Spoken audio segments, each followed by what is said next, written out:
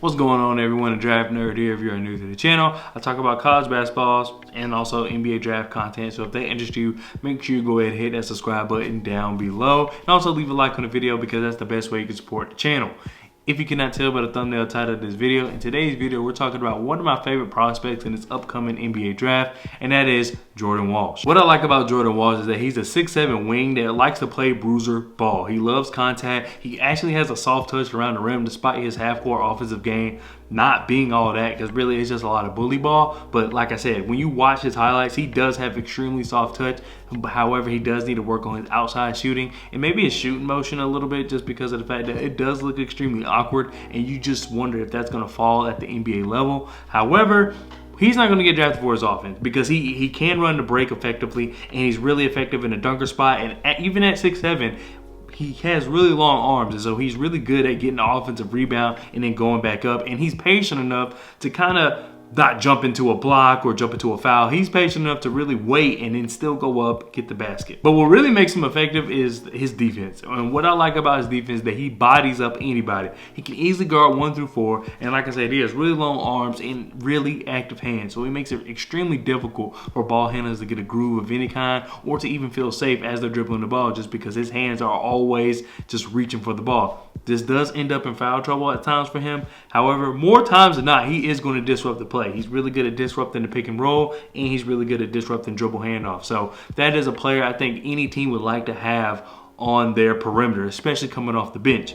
Now, like I said, his offensive game does need work, but when you have someone that can run the break, when you have someone that's as physical as he is, soft touch, able to sit in the dunker spot, patient underneath the basket, I think you will live with him not being able to shoot, considering what he brings on defense. He is not a stat defender at all. So if you look at his blocks or steals or anything like that, you may not walk away with a good impression of Jordan Walsh, but just watch him play defense. He bodies up. He just plays old school defense, and sometimes he's not even set correctly. However, he is just so physical that teams really struggle to just game plan around him and try to get their best player around him. In the game Arkansas beat Kansas, if you watch Jordan Walsh, he didn't guard Jalen Wilson the entire game, but when he was on Jalen Wilson, he made it extremely difficult. And down the stretch, that's what he was doing. They put Jordan Walsh on Jalen Wilson, who was seen as one of the better, I would say, college basketball players, and he really just almost exterminated his game. That's what you get with Jordan Walsh. This is one of the players that I will truly ride for, just because of the fact that I like what I see from him. His offense, I will keep saying it, it needs work. But what you got defensively, what you got with just a physical nature, we need that. I think he provides that type of defense that Dillon Brooks provides, where it's just physical defense. That's all it is. It's not, he doesn't have the perfect angles. It's none of that. It's just physical defense, and that puts so much pressure on the ball handler. So that's why I'll continue to ride for him.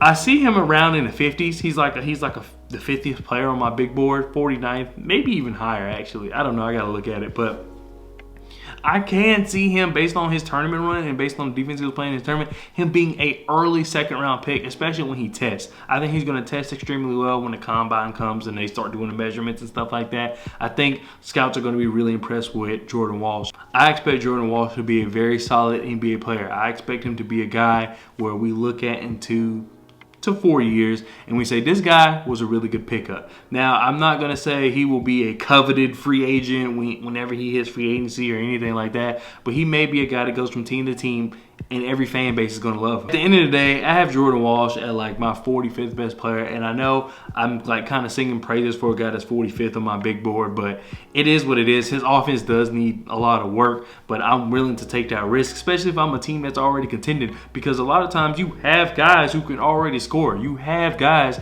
that can already come off the bench and shoot threes and catch and shoot and things like that, but where are your defenders? Where are your guys at the bottom of your bench where if there's injury or anything like that, you can get some quality defense? Jordan Walsh can be that, and I think he could be that early. He's going to have some mistakes because, like I said, he is not the most technically sound defender, but the aggressive defense, just the physical defense, I think that's going to go a long way, and coaches are going to love him. Anyway, that does it for this video. Thank you so much for watching. Let me know if there's another prospect you want me to talk about. I plan on talking about a lot more. I decided to do Jordan Walsh first just because of the fact that I just put my big board together. And when I was going back looking at his highlights to get ready for my big board, I was just like, man, I really like what he does defensively. I I do see a future for him in the NBA once he gets his shot down. But overall, I think he's a pretty good prospect. He was 25th at one point for a reason.